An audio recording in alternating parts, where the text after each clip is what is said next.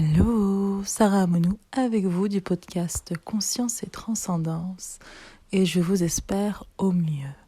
Aujourd'hui, nous allons parler du signe du Scorpion, un signe d'eau. Pour moi, le Scorpion représente les abysses de l'humanité, les tréfonds de l'humanité, mais il peut être aussi connecté à différents mondes, différentes dimensions, si bien qu'il peut s'y perdre. Le maître du Scorpion, c'est Pluton, qui va régner sur nos, quelque part, transmutations, sur la mort, la renaissance, la régénérescence. C'est mourir à qui l'on n'est plus pour naître davantage à ce que nous sommes. Donc il y a vraiment ces notions d'alchimie de l'âme. Le Scorpion, c'est clairement ça. Dont la maison 8 porte l'essence. Et donc nous allons parler mort, renaissance, profondeur, psychologie, psyché. On est sur l'inconscient, on est sur tout ce qui nous est caché, ce qui n'est pas visible. Alors d'abord, ce qui me vient avec le Scorpion, c'est qu'il peut avoir accès à toutes les bassesses quelque part de l'humanité. C'est vraiment celui qui a l'œil pour voir par exemple chez quelqu'un qui va cerner tout de suite un individu il va le cerner assez rapidement. Il y a une intuition qui est assez développée. Au niveau du Scorpion, au niveau de ses émotions, ça peut être un petit peu figé. Le Scorpion, c'est les eaux un peu abyssales, les eaux qui rencontrent la lave du volcan. Il y a cette...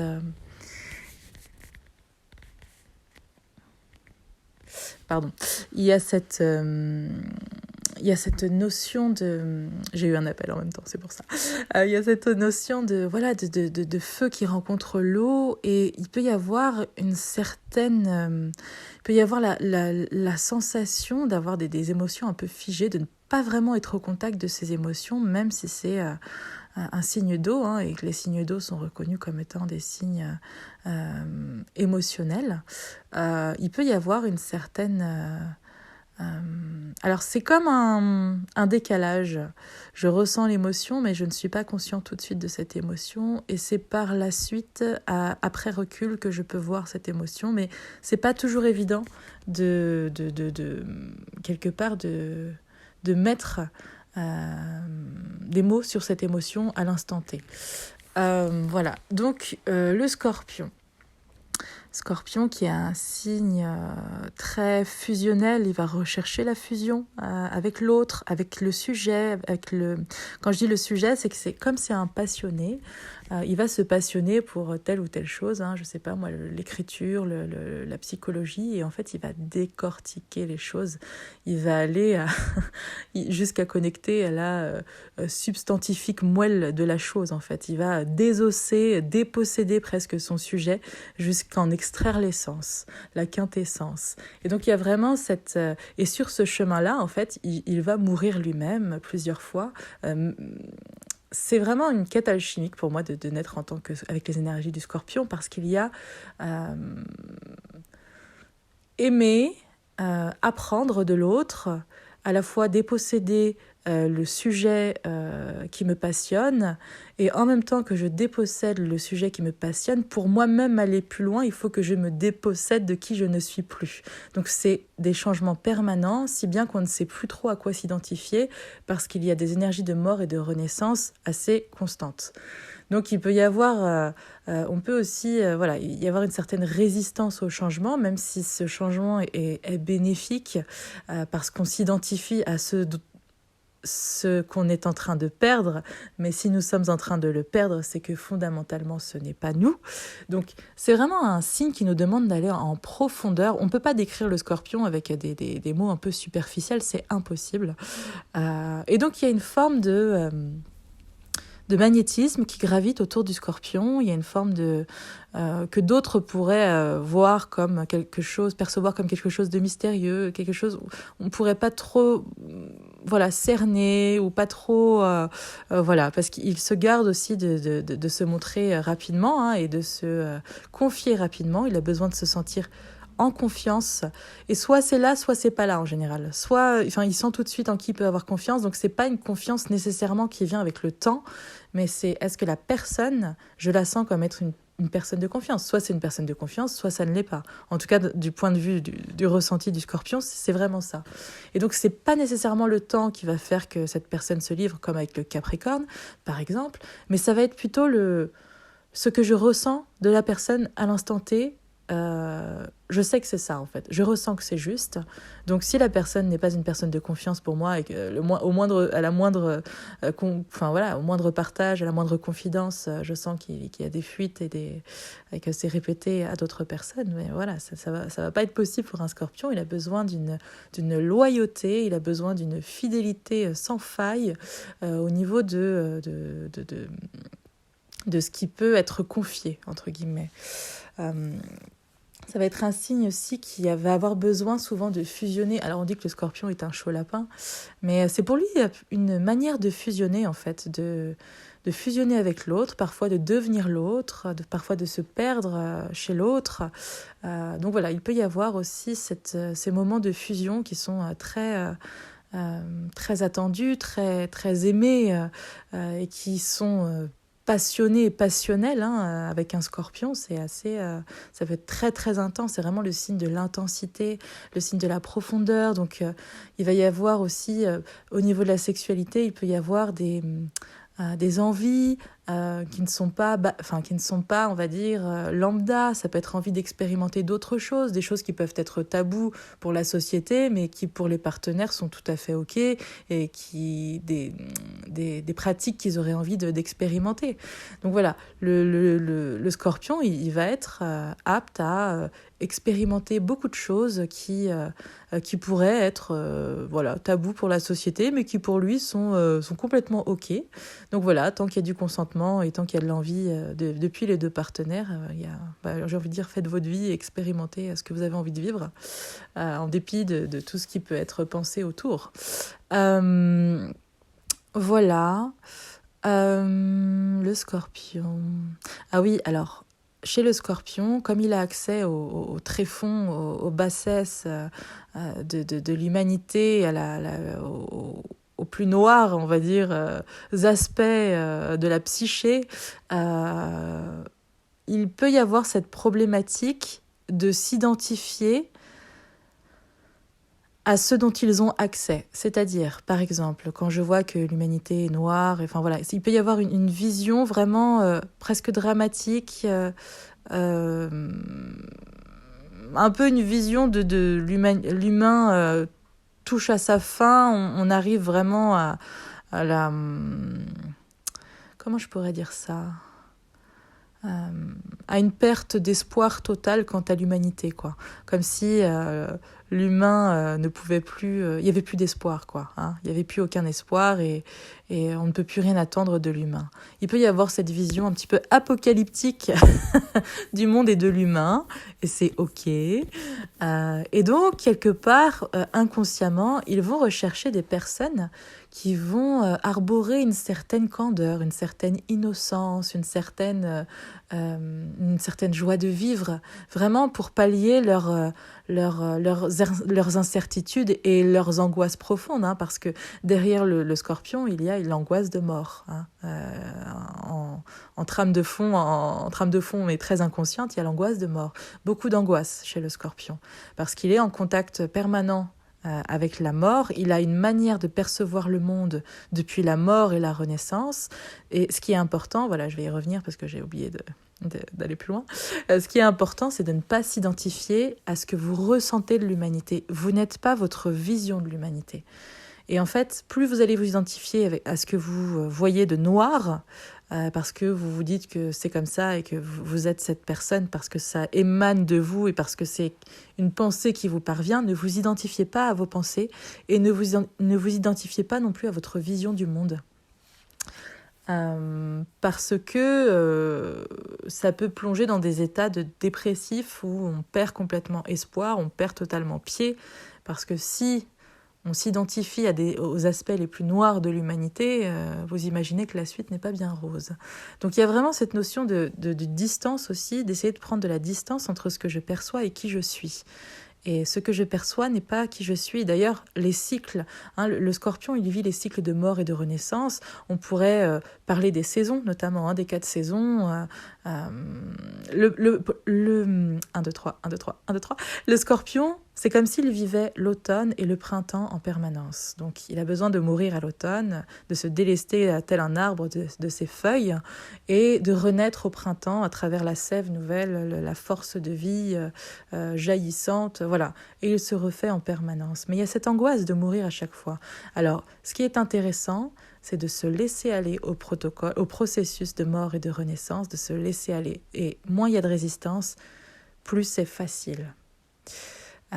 J'ai beaucoup de planètes en maison 8 et j'ai mon Pluton conjoint à ma lune noire en scorpion.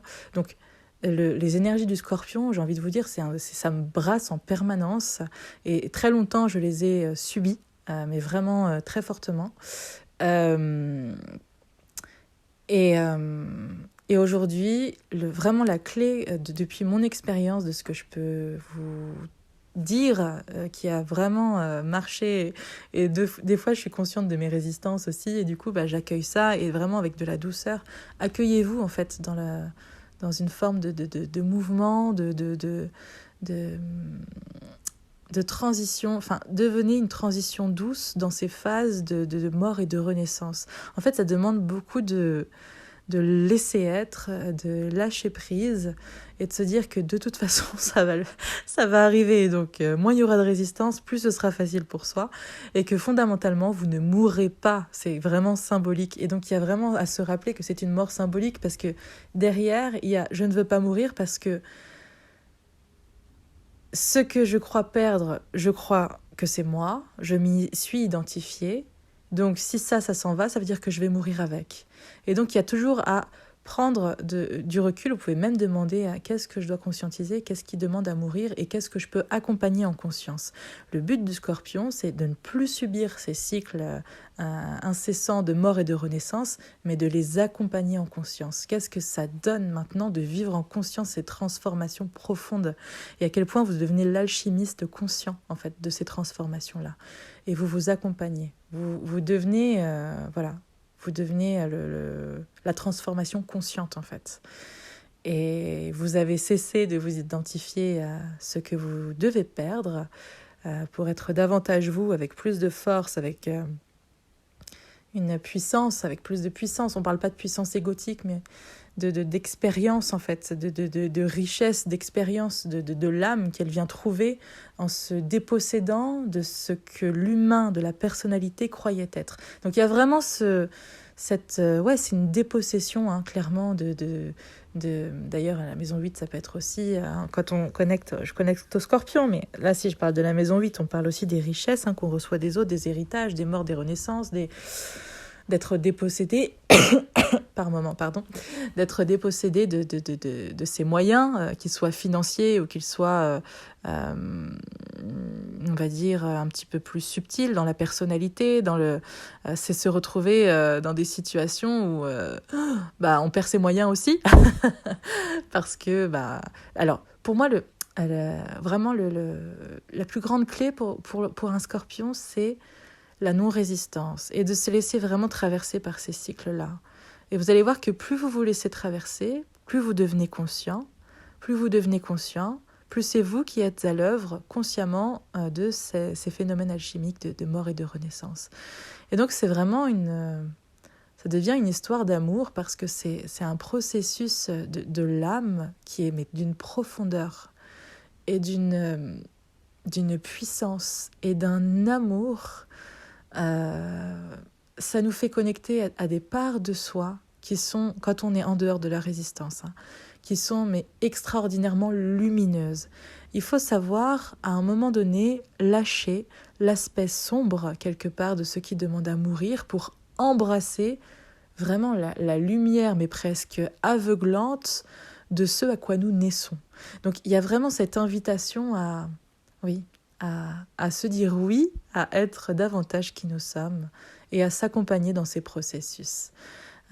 Et du coup, avec le Scorpion, la sexualité, on peut connecter profondément à une forme de sexualité sacrée, à une alchimie des énergies sexuelles, à connecter à plus grand par la sexualité, par une sexualité sacrée, par une sexualité... Alors évidemment, avec le Scorpion, il peut y avoir aussi ces jeux de domination, de dominé-dominant.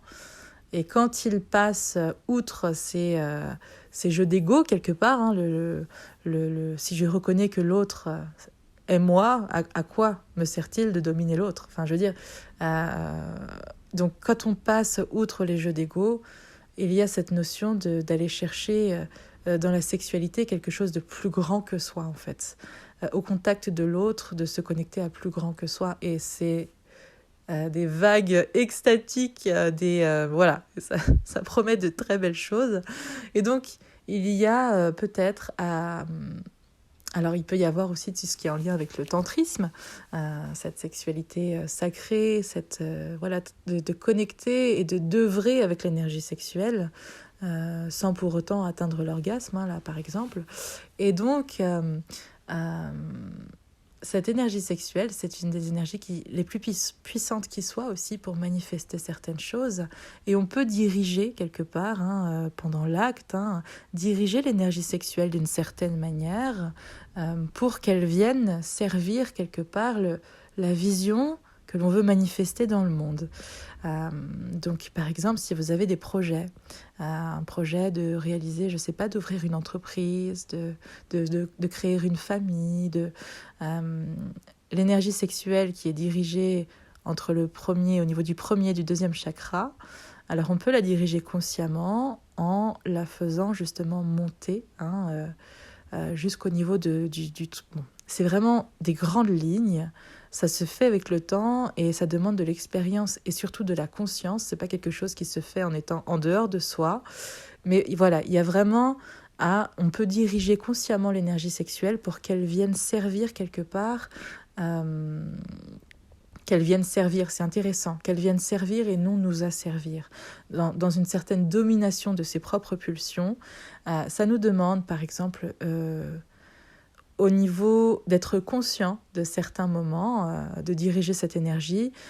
Et quand on sent qu'elle est bien présente au niveau, par exemple, du bas-ventre, de la diriger petit à petit vers le troisième œil, vers le chakra coronal, donc la partie supérieure de la tête, pour qu'elle vienne rejoindre le lieu dans lequel on crée quelque part le film de ce qu'on veut manifester dans notre vie. Je ne sais pas si c'est clair.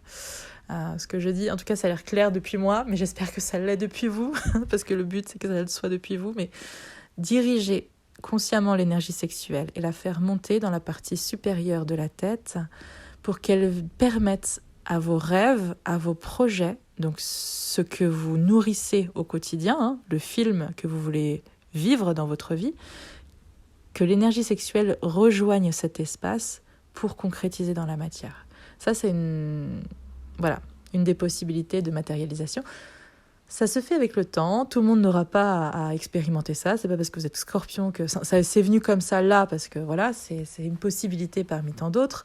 Mais voilà, il y a aussi vraiment une invitation, donc comme on le disait tout à l'heure, à sortir des jeux de pouvoir, à sortir de ce besoin de dominer l'autre, parce que quand je veux dominer l'autre, quelque part, c'est que je ne suis pas sûre de qui je suis moi. Quand je suis absolument sûre de qui je suis et que je me sens être précieux et avoir la valeur que j'ai, je n'ai pas besoin de dominer l'autre. Quand je veux dominer l'autre, c'est parce que j'ai peur que l'autre potentiellement me domine.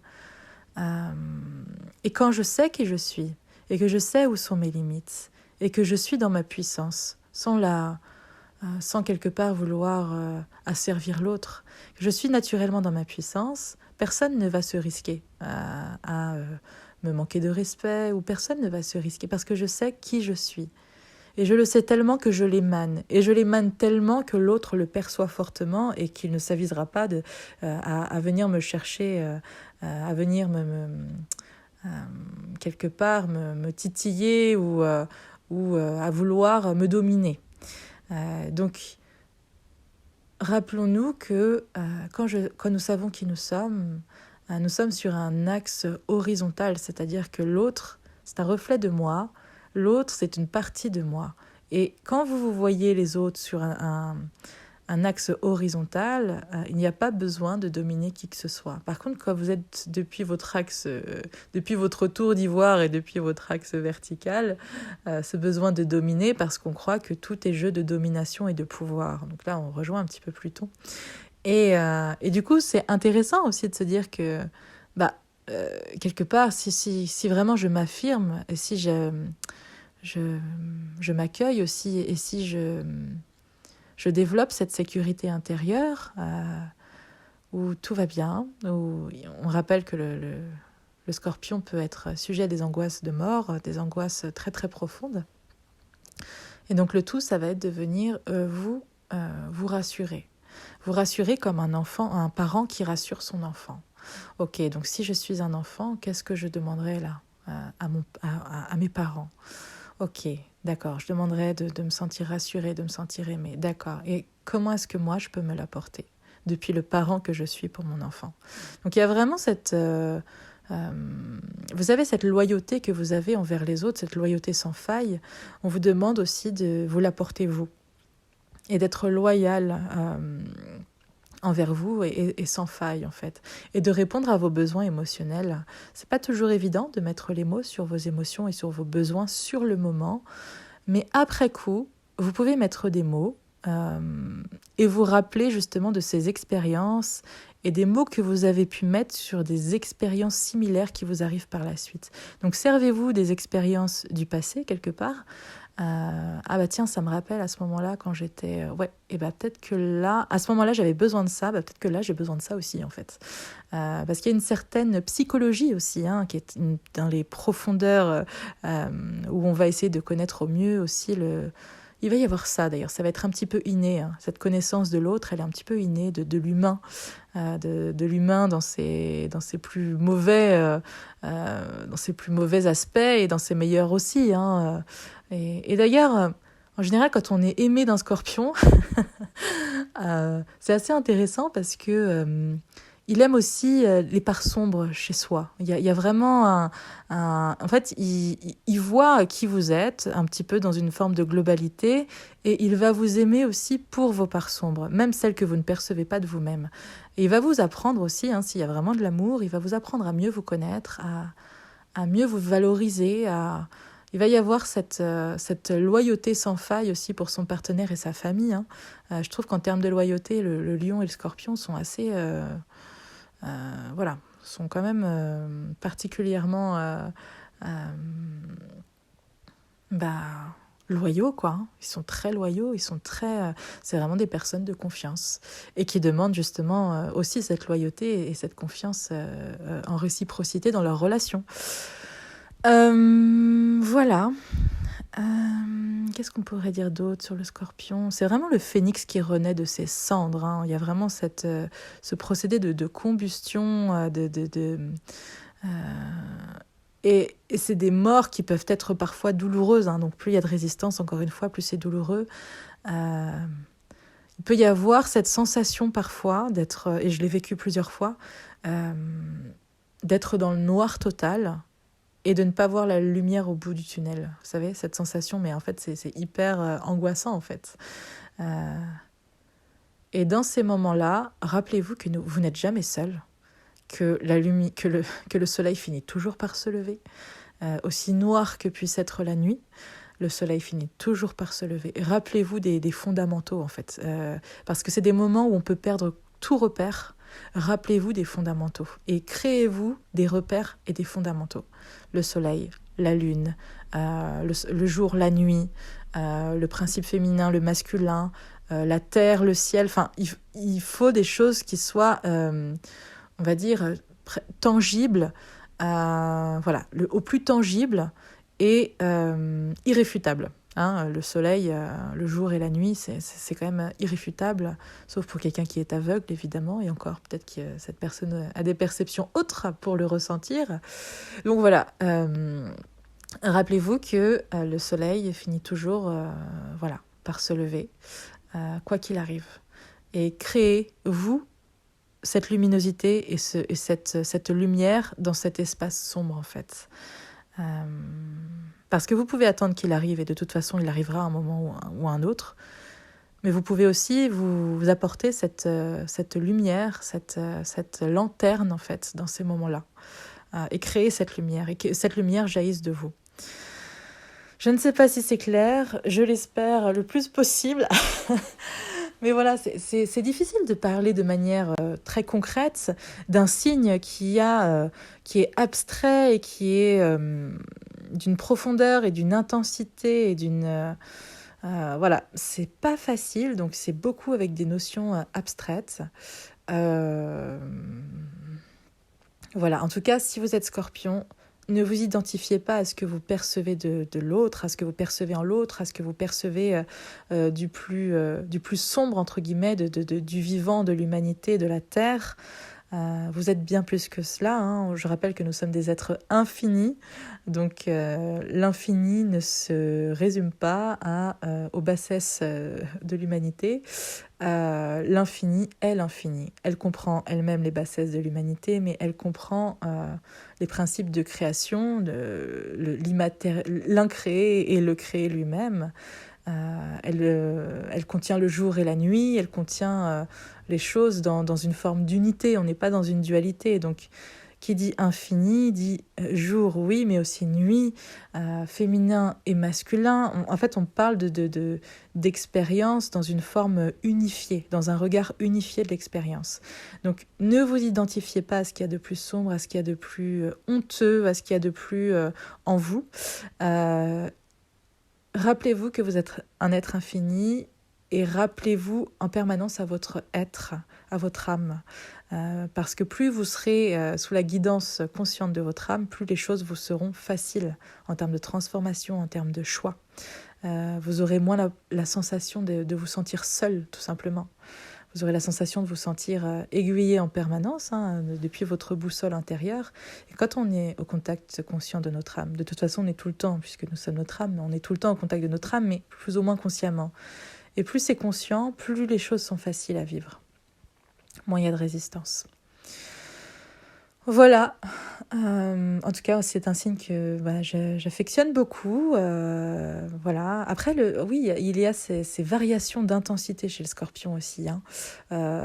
Tout peut être grand désarroi et absolu. On peut tomber dans les méandres, les nimbes, le chaos, ça c'est très scorpionesque. Et 10 minutes plus tard, être dans une forme d'extase et de grâce. Et cette montagne russe des ténèbres et de la lumière, et c'est aussi très scorpionesque. Donc voilà, laissez-vous porter, moins vous faites de résistance, hein, voilà, vous êtes sujet de toute façon au changement, hein, à la mort et à la renaissance, au cycle de la vie. L'axe opposé au vôtre, c'est celui du taureau, hein, donc on est sur un signe de matière stable, dans la beauté des choses, un peu dans la contemplation, dans l'aspect un peu immuable, dans l'aspect un peu... voilà, dans un espace-temps où tout est assez serein et paisible et voilà, dans cette stabilité. Et donc voilà, c'est un petit peu tout l'inverse. mais, on peut justement aller puiser aussi dans notre axe opposé et tout autant complémentaire, des aspects un peu plus stables, relaxant, un peu plus tangible, hein. On peut se servir justement dans ces moments-là aussi du tangible, de poser son ancre. Vous savez, c'est comme un bateau en pleine tempête qui a besoin de poser l'ancre pour avoir un point de stabilité. Et ce point de stabilité, vous pouvez le chercher chez le taureau en face.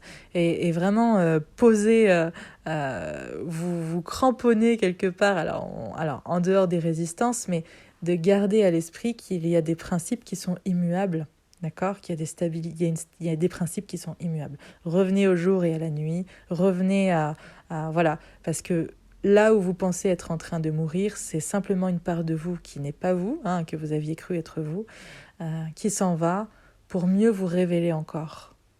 Donc c'est vraiment c'est un peu comme une pierre brute, un tailleur de pierre, vous savez. Vous êtes la pierre brute de base. Et le tailleur de pierre, qui peut être votre âme, l'alchimiste qui est en vous, qui va tailler au fur et à mesure la pierre. Mais alors, vous n'êtes plus la pierre au fur et à mesure que vous devenez justement cette magnifique statue.